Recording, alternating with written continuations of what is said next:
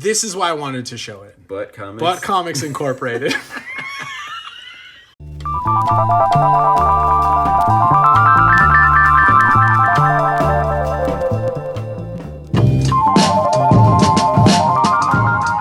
Common, uncommon, rare, epic, legendary, ultra rare, mythical. 80 plus original and wait. So tell us how old was this? This kid was probably 8 years old. That's amazing. Or even or maybe even younger, actually. 80 characters. So first off, we have Bigfoot, pretty stinky, ranked a D-. Okay.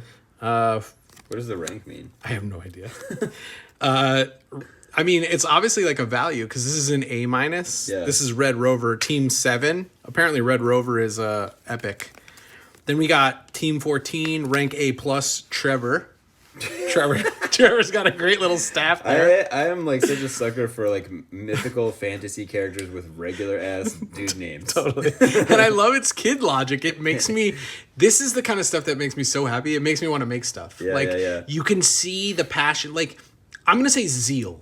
Zeal is the word that I'm going to assign to all this stuff. Word. It's made with like this honest, just like unabashed joy. Yeah. So here we have Team 13, rank B+, Mohawk Maniac. Okay, Mohawk, all right. Yeah. Team 2, C+, Psycho Saw. Look at this. He put a pattern on his shirt. I mean, he's really... I wonder if these were drawn at this size or if... Yeah, these are reproductions. But I also shout out to Ben's parents. Ben's dad. Whoever's supporting this project. Exactly. Ben's mom or dad or other relatives that help Fancy them. Fugitive. Fancy Fugitive, rank D. He's wearing a tux. He's got a rose on his lapel. Mm-hmm. And so we have these characters. I mean, I was just like, yes, hell yes. Yeah. And so you can check them out at Villains Trading Cards. Or I'm sorry, what does that say? Villains Inc. Cards. Villains Inc. Cards. I don't know what I'm even saying. We'll put it on the description. Yeah, Ben. Good job, Ben. Way to go, Ben. That's awesome. That's amazing. So and that makes me want to like just do like 5 pages of random characters and then like draw lines between them and just make a story from there. Like instead of starting with the idea, start with characters and just see what happens. I guess it's a writing tactic. I couldn't agree more. Like, make the stuff that's fun and then stitch the connective tissue together. Yeah. I was so excited. Yeah. And so I was like, we should do an episode where we like focus on kids comics and like things that kids make and then see where it takes us. And I think it was so compelling. I'm so excited. I mean, maybe it's the Celsius that I just had, but I'm stoked. I'm gonna bleep that out. No product placement. Fair enough. It'd be like, maybe it's the beep I just had. It was an energy drink. You got to rein it in on the kids episode, not just kid stuff, but like we were trying to decide what the word for this stuff is. Like in common contemporary art is like naive art. Right. So in fine art they say naive art, right? Okay, which is something that represents a childlike. But it's not necessarily a childlike aesthetic. It's also could be approach, could be a technique, it could be a impulsiveness, spontaneity. I'm not sure. Like this is a tricky thing to kind of identify because it's also because when it's that classic like, oh, my kid could draw that reaction at a museum or something is totally condescending. And there's so much of this other work that we have here that I feel like kind of fits this idea of naive that is genuinely some of my favorite art of all time. Like the last thing we ever want to do is say like, this is kid comics that look like things kids made. So it's not dicey, but it's like I just wanted to be clear that like when we make this comparison, it's more about the spirit and the zeal of it. Like the zeal, absolutely. And I want to take naive art is a word and phrase or convention rather, that was formed by the fine art world. Let's take that and throw it right out the window. And I want to replace it with honest mark making. Because that's what I think it is. It's honest mark making. Why should a established movement or unregulated financial field like the fine art market define value by its terminology? Why should they be allowed to tell us what is art at all? So when we're looking at stuff like this, I'm saying this is compelling. And it's compelling because in my mind, the modernists might have made a departure and started something called what they call naive art. And they might fetishize it. But what I'm saying is it's compelling because of its honesty. Right. And children have a direct connection to consciousness. And I think that artists are always trying to get out of their own way, quote unquote, in that way, that kids are already not in their own way because they don't have the consideration of capital.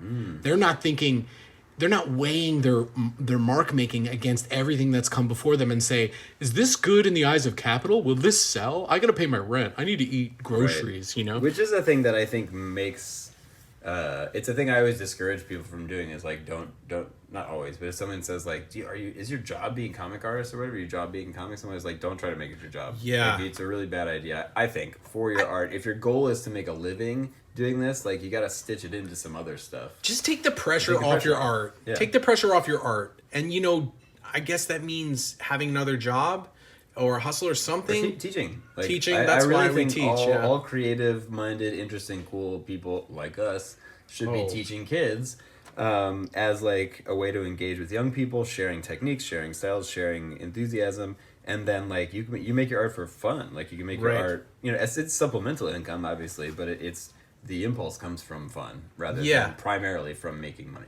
And you know, there used to be that idea where it's like a very old and unskillful adage, which was like, if those that can't do teach. And I just think that's so terrible because in fact, teaching allows you to do. Yeah, that's a rookie shit. If I'm, exactly. That's like a first level boss you have to get past on the creative side scrolling video game of your life. Defeat this boss, fight, you know? Yeah. But yeah, once you throw that out the window, you realize, oh, no. This gives me the time. It gives me access to the energy and the fun part of creativity. And in case in point, with the kids that make stuff. So that's part of the reason why I wanted to do this today, because I wanted to show the work from some of the students. This is a comic called The Mango Zine. Okay. I asked one time, I said, have you ever heard of mangosteen? Which is a fruit? And he goes, yeah, that's why I named it that. And I was like, really? Hell yeah. So you could do like the Mangosteen, Mangozine, manga magazine. That's right. I love it. And Alfred's my guy. Right here it says, live your life wisely. All right, get it, Alfred. I love it. So I wanted to show some of Alfred's comics. So did you print this, or like did they print this? this? No. They did this totally on their own. That's Alfred in his last year's Halloween costume. They were bubblegum people. Wow. I'm sure I probably got this wrong. I think they're also like airplanes or something. It's like a character. It's they go all in for Halloween. Their costumes are legendary. Okay. Yeah. I love this. He's kicking the dude off the planet and going, go! Let's see if we can see that. Amazing. Great, like, depth of field on here, too. Like, Absolutely. That guy. That's like, sometimes kids do these things really naturally, where it's like, that guy's in the distance, so he's smaller, and this guy's closer, so he's bigger. Like, that's, sometimes they do that on their own. I love it. Also, I see, there's so many, kid drawings that would make amazing tattoos. Stormtrooper's not on duty. I'm going to get coffee. Give me one with soy milk. Shoplifting, milk. Long live the sausages. Great. I love it. There he's again. Spidey. Joey Ramone. Whoa. Pac-Man, Whack-Man, Cracked Man, Mac-Man without a sesame seed bun and french fries, and Lack-Man. Lack-Man's just gone. It's great. See, like, total... And also, like... These kinds of comics that are made by adults are my favorite things, too, where it's like, this is a book with no concept. This is just like, here's all the dumb, silly, funny, genius ideas I had, and it's just... Each page is different, and it's just whatever. When you made that sketchbook zine of my stuff, I like got to see my work through your eyes, like curated by someone else, and it was really cool. It like gave more importance to the pieces, right? Oh, nice. Well, I just kind of ignore it when it's mine. When you look at your own sketchbook, it's like you can't see the forest for the trees. You're just kind of like scribbling and writing. Unless it's like 20 years later. Right. That's true. Wow, look at these marker drawings. These are amazing. Sick.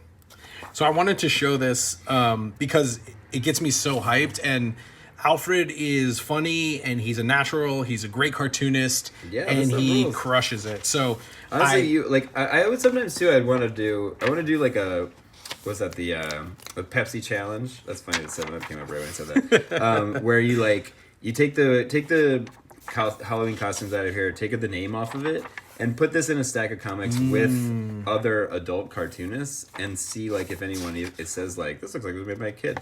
You know, like there are a lot of drawings in here that I feel like fit into like almost with this cover you could sell this like at Domino. Like 100%. You know what I mean? Like scrolling through, this would not stand out as like this was made by a child. I think he sells them at Desert Island, actually. Really? I think so, yeah. And so this is Mango Zine number 2. Oh wow, look at this. Great. Amazing. Fantastic. A little collage over here too. We drew this, and this one, we drew this one together, actually. This was from one of our lessons, Popcorn Person and Cornball. Oh, nice. I love it. First appearance. Did you make comics as a kid? No. No, I did not. So I made comics as a kid, and I stopped for like a really long time, and didn't start again until I was in college, I guess. Alfred, these rule. These are amazing. This is from one of our lessons too. Yeah, this is also really inspiring. Like exploring different things, repetition. Like I actually wanted to do something recently where like you only draw with different markers without any outlines or anything. That's like no holding line. Piquing my interest, yeah. So good. Totally. Oh man, so good. So yeah, I wanted to talk about this today because I have so many examples of amazing art from amazing kids, and I asked permission, and I made sure to talk to their parents when appropriate, and I got permission to show all this work, and I was like, let's really just go and see where this takes us, you know? So I'm going to show one more, and then we can show some of the books we have here. Sure. Because we have quite a few. So, you know, sometimes they don't finish their work. Like this is just a cover, and it says Island of the Werewolves. However, I'm now desperately interested. And then down here it says Book 1, The Moon's Calling. And I'm like, this rules. Like, I love this so much. Okay. Island of the World was a great idea. I wanted to show Sandwich Adventures by Leia and Rebecca. So this is basically about these little Squishmallow type characters, Sandwich and friends who go to school together. And you can really see the love, the zeal on the page, because they fired these off. Like they made. It's just what, like a flare pen or a Sharpie on. Yeah, it's paper? a Sharpie. It's just Sharpie on paper. And so, So do you give them the panels? I do, yeah. Okay. Because sometimes they'll just spend so much time drawing just the panels that they won't draw anything else. Yeah. And then But class is over. It is my least favorite part. Yeah, it's unnecessary, at least at this level. Yeah. But great panel transitions. I got to switch to a new Sharpie. Yeah, exactly. Like mushed by the Rebecca's writing and Leia is drawing. What and is this about? It's about these adventures of these Sandwich characters. They go to school, they meet the sun, etc., etc. I had noticed that a lot of times the comics that the kids in my school make they do just like we were saying, they start with the character. They're like, I like drawing this character and I don't know what's going to happen, but I'm going to put them in a situation and see what happens, which is just a really incredible instinctual narrative approach. You know, it's like Right. it's like what someone like David Lynch tells people, or you know, like certain. You don't have to go to NYU storytelling school and do like, you need your rising action and your climax, and you need to have it all planned out, and you got to have all your post-it notes on the wall or all your postcards on the wall. He loves postcards. Yeah, but like the impulse to just be like, I'm gonna set a situation and then give them a goal and see where they go. Start with the scene is really inspiring. Yeah, start with a character, and you're right. Like that's what they do, kind of naturally. Their intuitive choice is really smart because you're gonna have to draw that character 1,000 times. Do you want to draw it 1,000 times? Yeah, and so they are a lot of times very simplified. Like Right. they will be a blob shape. I just they will also be something like that. love the Sanrio influence because Sanrio is, to me, it's like it's both masterfully made, like it's so simplified, Yeah.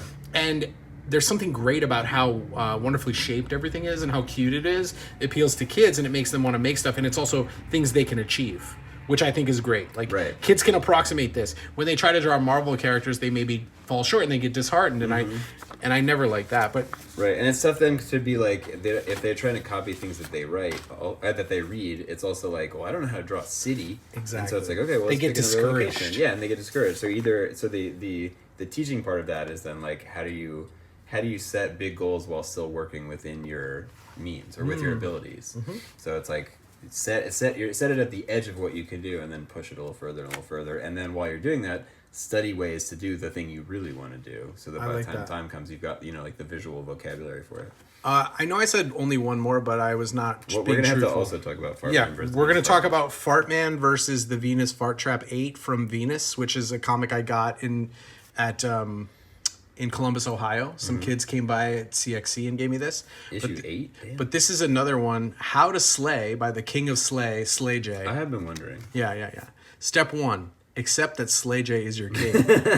Step 2, throw away anything that has to do with Ed Sheeran. Is Slay J a person, or is this like...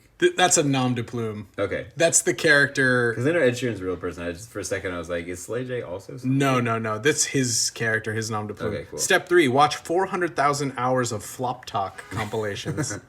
Hour 4, Slay. Hour 4, Slay, but with a black eye. Damn, they've gone the distance. They went hard. Step 4, no new jeans ever. And then you can see, how are y'all super shy if you're dancing in a supermarket? Maybe this is commentary on like Yeah, TikTok. Flash mob or something. Yeah. Yeah, or like, yeah, exactly. TikTok dances. Step 5, you must be a Wendy Williams fan. What? Faints, watch out for the killer. Didn't see that one coming. Well, the flop talk is like tied into the Wendy Williams thing. It's a alright. whole like Yeah, genre alright. of inappropriate Gotcha. TikTok videos. Okay. And when I saw them doing this in class, I go, what does flop talk mean? Knowing full well what it was. And he goes, he got all weird. And I go, yeah, don't do inappropriate stuff in school.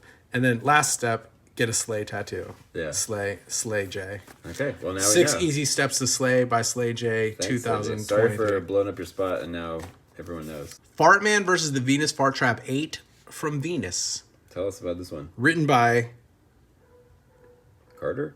yeah, all right. Let's go with Carter M and Giovanni G. All right, this one, yeah, they just showed up and they gave it to me. I traded them for an island, so Nice. yeah, I let them each pick out one. They were so excited. I watched their like little eyes light up, and they were like, "Oh, a real comic artist traded us for our comic!" And I go, "You're the real comic artist, you Hell know?" yeah. Yeah, absolutely. So, the Venus Fart Trap. I didn't, Okay, on Venus, some evil aliens were working on a project. It's done. The Venus Fart Trap. This is also kind of advanced storytelling of starting after like something terrible has happened. You start like right after something bad happens, so instantly you're just like, "Oh God, stakes are high." Yeah, they know to go in media res. Yeah, yeah. We're your masters, so go rule the earth for us now.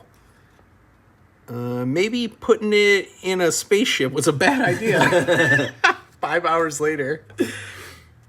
What a weird, perfect planet. Rawr! Who's gonna stop me? No one, probably. Who are you again? I'm your worst nightmare. So you're a clown? What? No. Let's snaps. fight. Let's fight. And then they fight. And this is Fart Man.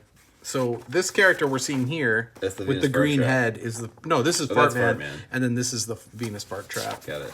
Let's fight. My good eye. Oof. He like kicks him right in his eye. Oh, and he cracks his pretty cool. Great. This is awesome. It's also very intuitive, like This is why I wanted to show it. butt comics. Butt Comics Incorporated. Bless them. Oh my god. When I flipped this over and saw that, I was like, you guys are real cartoonists. Yeah. This is I hope they this have is made legit. I hope they've made 2 temporary tattoos and each of them have one of them, and they put them on constantly forever. I mean, we should make fan fiction of Fart Man versus Oh my Venus god! Fart- Can we? Is there contact in here? We should do a There's not fan art. But we can do fan art. I mean, we can send it to Butt Comics Incorporated. Just mail it. Just take it to the mailbox with your return address and just butt comics. Butt Inc. Comics Inc. They'll know what to do with it. Oh my goodness. Okay, show me Zane and Malden's comic. Yeah, so this is our neighbor's comic, but again, very character forward, and super funny, like really jokey, really simple. He comes down from up. He lives in our building. And he comes down and reads us his comic, and it's just the most delightful thing. He sometimes he just shows up. Sometimes he texts us first and says like, "Can I come read you my thing?" Well, his parents text us. Superhero and the monster. And yeah, and then he and his friend, they make these comics. I think they kind of trade off chapters, so it's like a That's pretty cool. collaboration. And I wonder what they've learned from the collaborative process. that's a great question. In my dream scenario, we have them on as guests. Okay. And they tell us about this book. I love that. Yeah, I love that 'cause they would have more to say about it than we do. And he kind of editorializes it too while they're reading it.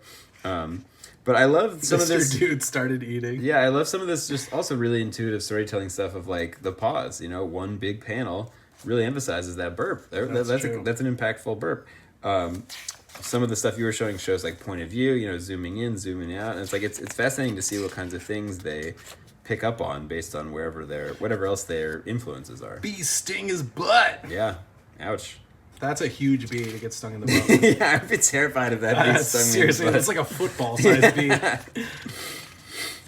There's a lot of Chapter talk 5, about like the dumb monster arrives. yeah, I think like one of the worst things that can happen to you in this world is that you're dumb. Sure. So Or being a baby. No one wants dumb food. That's yeah, right. like you don't want to be dumb, and if you become dumb, The Look, world will stopped being dumb. I don't think it will. it's so cute. That's adorable. Yeah, but they're cranking these out. I mean, love he's been that. down here every couple weeks with one of these. This is like a fat little stack of papers. He's made copies of this one Do somehow. you ever give him copies of your comics? I don't think I have any that are like appropriate for his age. You should make a kid-friendly comic. I should. So that you have something to like spread the That's a good point. The good gospel. Maybe I'll do this. Maybe I'll take this idea of just like I'll do a page of characters and then like stitch them together into something. That's awesome. So part of this whole thing, right, was that I wanted to talk about how we are compelled to draw when we're kids and how a lot of humans stop drawing. So like part of this, what happened was like with this idea was like, why do adults stop drawing? We all draw as kids. We all color and draw. We did this fascinating thing in graduate school where our teacher told us to go outside and ask a stranger to draw something for us. Could be anything. That's cool. And so there were like 12 of us, and we all went out into the neighborhood over by SVA, like in the 20s on the west side. Anyway, I went to Staples, and I talked to one of the guys who worked at Staples, and he was like, first of all, I asked a lot of people first, and they all said no. It's like Fight Club. That people will like run away from you if you ask them to draw something. It took a little while. They're afraid. So I asked this guy, and he drew something, and I have it somewhere. I think it's probably in one of the sketchbooks. I should pull that out, actually. But anyway, we all did this, and we came back, and we showed the drawings. We like uploaded them to a thing. We all looked at them all next to each other, and the teacher was trying to make this point that you can tell when someone stopped drawing based on what their adult drawings look like. Oh, that's interesting. So I never thought of it that way. Yeah, so like if they draw a stick person, you can tell that they probably weren't encouraged to draw much past 5 or 6. Like it's all an estimate, but depending on the kind of level of detail, how uncomfortable they are. And so it was fascinating, and the drawings that came back were all wildly different. That's so they weren't cool. all asked to draw the same thing, but it was really interesting. And so I think about that all the time whenever we talk about drawing or talk about comics or something.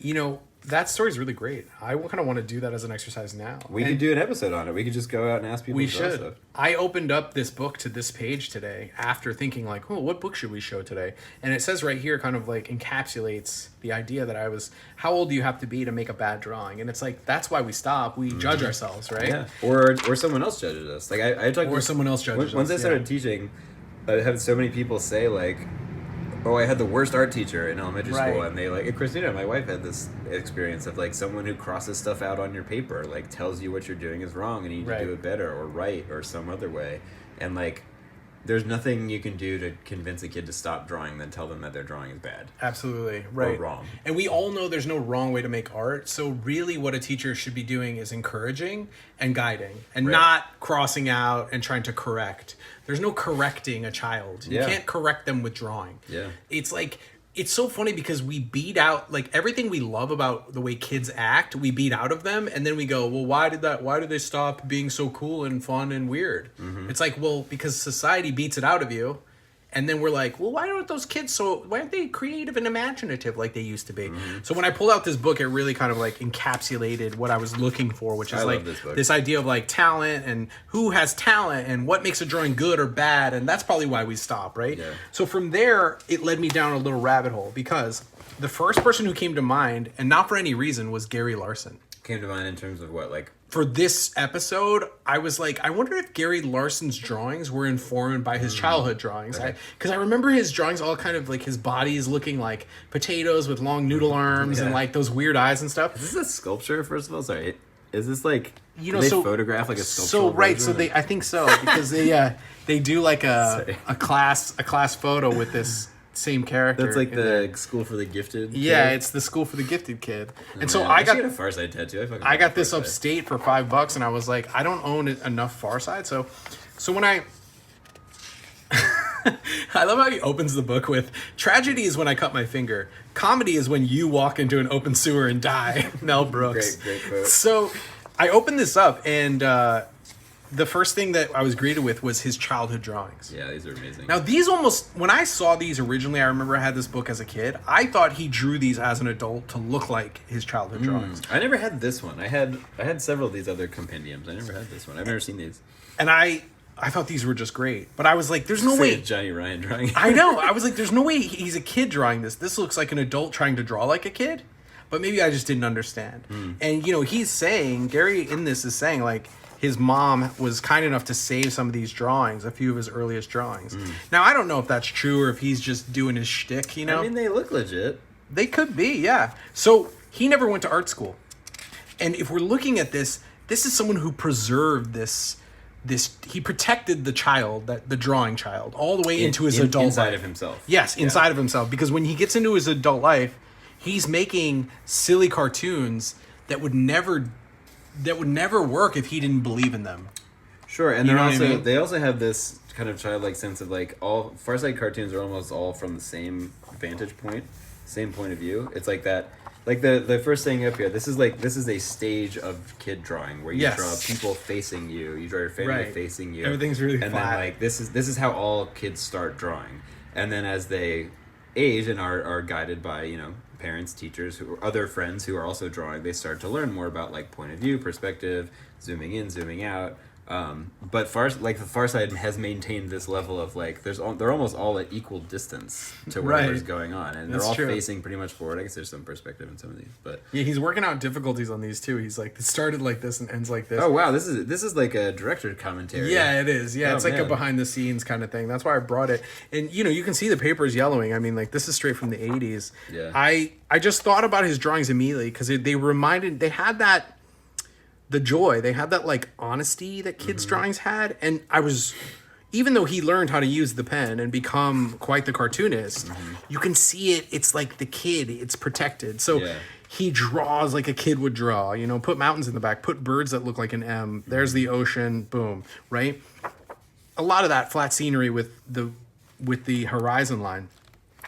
But I was really happy to know that I remembered this and was like, yeah, not this particular cartoon, but his line. And he even said, he's like, I never went to art school. So he didn't have art school professors ruining him for the future. Yeah, well, I mean, I went to art school. I wouldn't say I was ruined by no, definitely not. But I think we used that word naive earlier, which is also a lot of times associated with what's called another, you know, that outsider art term. And I guess, I mean, outsider art doesn't mean anything. Like it's often associated with people who have some sort of I don't know, developmental issue or something like that. Well, I think folk art mostly. Right, but other schools will say folk art. Other people will say it's just someone who didn't go to art school. Like, the definition of whatever this is doesn't mean anything. And that's why I think this kind of like what you just said, like maintaining the child inside and that sort of like enthusiasm is a way more interesting term than labeling it something like, well, they're this because they didn't do 100%. this. It's like they have this quality rather than they don't have this other quality. Yeah, absolutely. I'm on the inside. If you know what I mean? Like, if you're calling me an outsider, that makes you the outsider. You don't get to define who's inside and outside. If you make art, you're on the inside. That's it. Right? So it's like, there is no inside art. Unless you're Jeff Koons. Oh my God. Those are terrible. But that's what I'm talking about. Like, what passes as fine art is just like baubles for rich people. It has no soul. Yeah. You know, if you want to make giant shiny balloons, like, go, fine. Enjoy your Macy's Thanksgiving Day Parade float. You know, it's like, and by the way, those are mostly all cartoons, those floats. Oh yeah. Yeah. That's true. Yeah. Yeah, Charlie Brown, Garfield, Dogman. It's what I think is so funny is like, oftentimes if you talk to cartoonists, there's no money in comics, right? Okay. Disney was started by a cartoon mouse. I mean, but in general, there is. Yeah, no, I know. But there's these exceptions that are so wildly contrasting. That's the thing that I think is funny. It's like, you show an image of Bart Simpson, everyone in the world knows who Bart Simpson is, right? And so it's like, cartoons have power. Why is every mascot for every brand a cartoon, usually? Well, because it gets like, it gets cannibalized, it gets appropriated, and it gets like... Well, it's friendly. Marketed. And it's friendly. It like, they use it because they know it like breaks, it like pierces through to the kid in us that was drawing those cartoons. Right. And they're generally simple shapes, which translate to things like cartoons, balloons, whatever. Exactly. So Gary Larson was the first stop on my tour. I thought this is a perfect work to show because it does have that joy. I love Gary Larson. And I think like you'd be hard to find, I think, a contemporary cartoonist in their 40s, 30s or 40s or 50s who is not influenced by Gary Larson. Yeah, that's fair. Like whether it's technique wise, whether it's joke wise, whether it's some kind of character. I was doing a study on like not a study, but when I was trying to pitch cartoons to the New Yorker, I found that the drawings, I felt like my jokes were funny. They ultimately were not. But I felt that the jokes was funny, but the drawings weren't funny. And then so I went on this deep dive of like, what makes a drawing funny? Yeah. Like who draws funny? Who draws drawings that are just funny? Like with no words, like the thing is just funny. Like you just look at it, it just makes you laugh. It's funny. And part of it I determined was eyes. Yeah. Eyes are not funny. unless you can't see them or they're bugged out. Right. But if someone is making expressive eyes, it's not funny. Yes, like that's fair. it kind of ruins it. It like oversells the joke. And so that's like Gary Larson's always glasses or these little hash marks or skulls or animals. But like you hardly ever see the eyes on Gary Larson characters because the eyes kill the joke. It tells you too much. You need this kind of blank. That's a good point. You need this kind of blank look. Anyway, that's a side. No. That's a great observation. I've never thought of it that way. For aspiring young humorists, that's my little tidbit for you. I like that a lot. Some great eyes. Because if you have it's like if you have one person doing something wacky and then the other character is like giving them a side eye, it's like it's corny. It's like winking and nudging or something. Totally. Like you need the blankness or the bugged outness for it to. It's a wink and a nod for sure. Yeah. So then my thought was, okay, so we have this. We've looked at some kids stuff, and we've looked at stuff that has like survived the kid to adult transformation. Yeah. So where do we go from there? And I was thinking, well, let's look at work that's influenced that also protected that like kid vibe, that honesty, that zeal. Yeah. The people who put honest mark making down on paper, like unabashed, brave, honest mark making. Yeah, they've carried the sincerity through. The sincerity, absolutely. And that's what's important to me. It's like, cynicism is not strength. Kindness is strength. Honesty is strength, right? And that's what I want to see in the work. I want to see art that has that strength, that honesty. And so I brought a bunch of stuff. I mean, Michael Kennedy. We talked about Michael Kennedy in our second episode. Oh, right. Michael he's putting out Mint. He's putting out a couple other books, but he's always experimenting. He is these little hands. Like this kind of stuff is just like raw. I mean, he's just a formalist. Like he's all over the place. He's doing the thing that I love, which is being curious and trying everything. And I just think when people do that, that's so brave, and I love that. That's so interesting to me. Yeah. It shows an active mind, one that's not content to just do the same thing over and over, but is trying to explore and bring their work to new places. And so I thought of Michael immediately for this and grabbed one of the mints that he sent me. And I love their work, and each mint is different. So he'll range and do really various styles. This is interesting. This is like a really advanced. So then another realm of this, I guess, is like what happens when you take that. When you have like an advanced sense of kid self. I think that's kind of whatever this is. It's right. Like you have embraced this so hard, but you've also gotten really good at like technically drawing well. Right. And you can now draw your kid brain with incredible facility. You can make all the stuff that you wanted to make when you were a kid, right? You can just do it really well. It looks like a dream come true on paper. So many people that I know draw the hands that they're like arms with no hands that turn into objects. Like what Joe, are these things? Joe from Comics Club, he used to draw a character with knives for hands called Deathbed. Shouts to Joey B.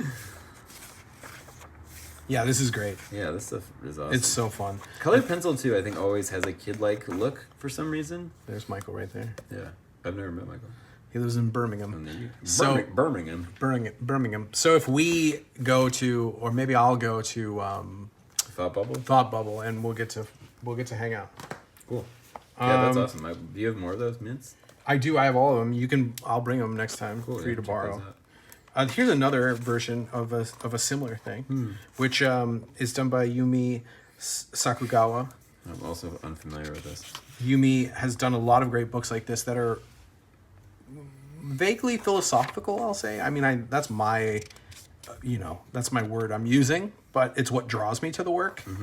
And very like feely, like a lot of emotions going on in here. But yeah, these kind of flat, simple, I don't want to say simple, but like flat, just flat, I guess, like the impulsive flat drawings. It's about intention. Like our intention is such where none of these terms are pejorative. We're searching for words that really capture the essence of it. Yeah. And so sometimes we're gonna, someone once said baby steps, and they're like, yeah, but baby steps are like lurching movements into the unknown. Wow, that's a good point. Because it's not a tentative. You don't know how to walk. Yeah, it's a big deal. Baby steps are like you lurching into the just like who knows what's going to happen. Faith. Oh, this is lovely. It is like each step is a leap of faith, and if you think about it, walking is like controlled falling.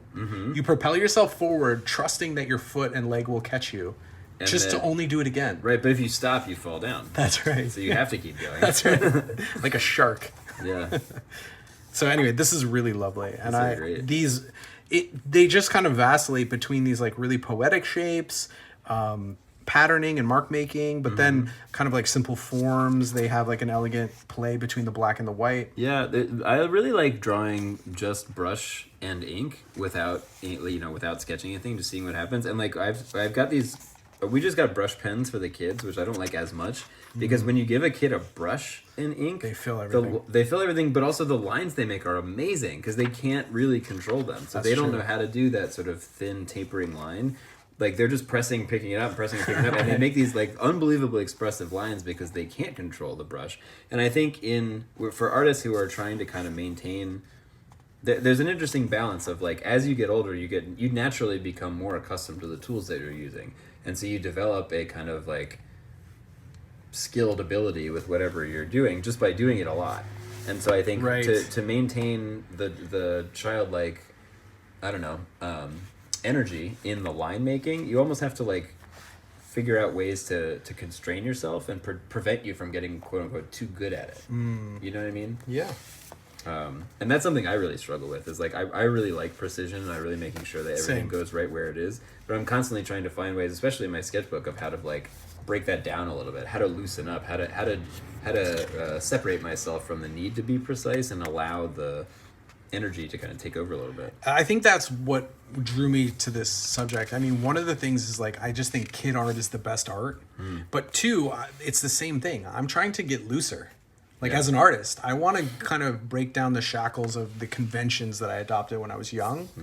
I was trying to draw like the comics that were on the newsstand at the time, Oh, me too. which I wanted to draw, unfortunately for like, me were Image comics. Yeah, I wanted to draw like, well, yeah, it was all those levels, but the thing that I wanted to draw the most was like Vertigo stuff. Like when I was in Oh, really? When I was in high Interesting. school, I wanted to draw like Eduardo Rizzo or Steve Dillon, which are both incredibly precise. Yeah, Like, yeah. Well, that was the thing we talked about in one of the previous episodes, which was your books had to sell, and the selling books were the good books, quote unquote. Right. So that's what defined the look and feel of those early comic houses.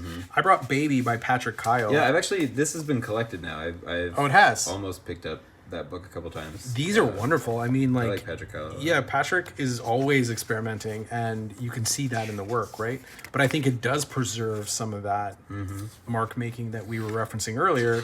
I think Patrick does a good job of using solid black, though. That's something that kids don't do. Oh, yes, true. But it is something that Linda Berry in that book encourages kids to do. She has a Right. whole activity in there about you draw a character and you draw a box, you draw a character in the box, and you fill in the background with black. And you do that over and over again to get accustomed to like what that contrast looks like. I do a similar thing where I have my kids draw their character, and then I say draw a shape, and then fill the shape in black.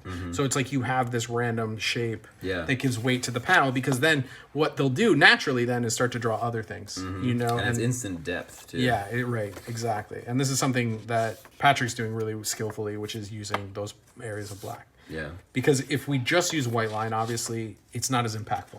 Right. And so there's some Well, it great... depends on your goal, I guess. Right, yeah, Depends on absolutely. what you Because want to here, like, I brought this other thing by Kevin Hoyman, and a lot of lines, but that their goal is such where they're going to use these intense patterns to give the weight and the depth to the panels. It's actually almost the reverse. They're kind of using white to create the depth. They're these big open shapes of white with this meticulous detail behind it. It's kind of the opposite of it's like spotting a white instead Yeah, of spotting white, right? a black. Yeah, I guess I was saying the converse of what you were saying, which is the white is where the focus then draws to, right? Right. Because they're using all the patterning to yeah. Totally. So I agree with you, and really cool. I mean these This one looks characters. really cool. I've never seen this before either. Yeah, these characters are really interesting, and all throughout the book they have really interesting characters. Is this one story or is this? I believe so. Yeah, We'll have to borrow I got this ages ago. I'm going to have to borrow this and read this. Yeah, absolutely. You can totally This borrow. has this level of This is density appeals. is super in my wheelhouse. You know what I like? This right here. I just saw something that was really appealing to me. Plot twist. I don't want to spoil it. Yeah, Kevin, this book looks great. Oh, there's here's an artist I'm here's a totally- magic card. Oh, You can yeah. use it as a book card. Book. I'm gonna This is play how that. far I'm gonna I start my deck with this. This is how far I got into it. I got into liking yourself, and then I was like, all right, I'm done. I was like, I don't do that. I brought one more thing I want to talk about before we get into your side, which is the Yeah, no, this is great. I haven't seen any of this. the book of Perverbs according to Tully by Tully. Kupferberg. And now you might know Tully as The name sounds familiar. one of the founding members of the Fugs. Bugs? The Fugs, yeah, it was like an underground band, proto-punk Fugs. from, yeah. I mean, you should check out the Fugs. You'll Okay. like them. But these are cartoons from Tully, who is a musician, right? So seeing their mark making really reminded me of what we were talking about today, which is like art that, I don't know, like comes straight from the heart, right? Right. Like, Well, it also maybe comes from a different angle. Like Exactly. we mentioned art school before. Like there's something cool about naive or outsider or whatever you want to label it, folk art, which is like this is the vehicle, right? Right. It's not someone saying I want to be an artist and then learning all the ways to be an artist and then being like, okay, I've learned the skills and the tools. Now I can be an artist. This is like I got to get something out. And Right. the way I've learned to do it, the way I've decided Most to do it, is direct. just to put it on paper. And that's the most beautiful thing about drawing to me is like it is the most direct way to get your brain in front of someone else's eyes. 100%. And something like this is clear of like, I just need to get this out. This is not something I'm not going to be like. I don't know. It feels very low on the level of like aspiration in terms of like I'm gonna be a famous artist or whatever. This is just a raw dump of. The cool thing about Tully is that he is a famous artist. That's like, also his cool. band is like But I mean, a legendary. visual artist? No, not a visual artist. Yeah. But I mean that's why we're saying the same thing again, and I agree with you. I think it's the most direct method. Like one of the things I was telling one of my earliest students was like, how do you get an idea from your head into someone else's? Mm-hmm. I go, you write it down on a piece of paper, you fold it, you staple it, you print it. Mm-hmm. You know, not in that order, obviously, and then you distribute your Cool. paper pamphlets. Yeah. Like they'll read it and it'll go straight into their mind. Totally, for better or for worse. I mean, so many good tattoos in here too. I mean, all this shit. 100%. So I really wanted you to see this because I thought it was really cool. Gabe gave this to me and was like, yeah, that's one of my lost leaders. I was like, all right, cool. But I mean, good on him for making it. That's Yeah, amazing. there, Oh, yeah. 2016 Desert Oh, Island. wow. Dark year. It also works for. That was a dark year for Well, me. that is the year I got married though. It started off well. But it works with music too. Obviously, like there are people like some people have a good. You know, that's folk music. It's Right. the essence of it. Is Yes. like I have this thing I need That's to say, punk. and no one's gonna listen to me unless I sing it, right? And that's something like this is like that too. It's like I have something I need to say, and no one's gonna listen to me unless I draw it and give it to you. So it's like it's finding that way of like 100%. putting your thing in front of someone as urgently as possible. Urgency is something that Urgency. comes across in That's a good point. kids' Yeah. art too. I think That's a good way to describe it too. It's like zeal and urgency. Mm-hmm. Yeah, absolutely. I love that. Yeah. Sweet. That's the other thing too that I like about the kids art stuff is like they're not afraid of being judged. yeah. This I just love. We can talk about this but some other time maybe. Wow, these drawings are amazing. Yeah, they're really great. Who is this? This is Whole Wheat Toast, Sean. I don't know this person either. This is awesome. This is their quarantine zine, so I got this in 2020, or maybe after 2021. This is like that Eric Look at that. Svetoff quality. It does have of, some like, Svetoff vibes in it, that yeah. scratchy texture. Absolutely, but it also definitely is another person who's protected that kid. You know, Yeah, because 1,000,000%. this is the type of emphatic drawing that kids do. Yeah, for sure. Great. And just playing with shapes, playing with textures. It feels playful. It feels fun. And it's the subject matter is really dark, but the drawing is fantastic. Mm-hmm. Love that. Lovely. So good. Yeah, I was just really excited. I mean, the subject matter is such where I love it. So like, I just grabbed everything that I Yeah, could that's think great. of. We could talk about this for 5 hours probably if we wanted to. This book came out. This is by Luke Kruger Howard, and this was a really interesting book because it was a non-for-profit. So what it was like you couldn't buy it for yourself. You had to buy it for someone else. Whoa. So he wouldn't send it. You would pay it forward essentially, and then I was lucky enough to have someone buy it for me. I think that was Joe actually, but this is really wonderful. That's a really sweet idea. That would be a cool idea for like a I'm down to do it. publisher. thought it was- I mean, not to steal the idea, but like a. Well, right. I think it's great. I think they would encourage you to do it because they're so sweet. I had a couple exchanges with them. They're very kind. Also, this book is very much about like evolving masculinity, like what it means to have emotions and how to express them in a healthy way. Yeah. And I thought that subject matter is so of the moment and so needed and necessary that they're approaching like the evolution of masculinity in a way that's really skillful. So I really highly recommend this to anyone who has thoughts and feelings. Or friends who you'd like to have a discussion with about their thoughts and feelings. There you go. I read another one by Konstantin Stashenko, and I was curious about, this was published by Ad House. I can't remember. Rest in peace. Yeah, Chris, you're the man. Chris was the first person I tabled next to. Oh, nice. Ever, was at Cab. But yeah, I mean, a lot of these are kind of, I guess, more. These are like names in the field, I guess, of people who I think are also still maintaining that level of childlike sincerity. I mean, Chippendale is a big deal for me. Discovering Brian Chippendale's art and his music was a huge way for, I think, me to try to reconnect with my, whatever you want to call it, inner child or something like that. Like, I think discovering Brian's artwork was one of the first times that I decided that or not decided, but like really felt compelled to loosen up a little bit more and be a little more exploratory and a little more fun. There's so much bombast to that comes with this. Like, we should do a whole episode on that stuff. I think we should do a whole episode on that.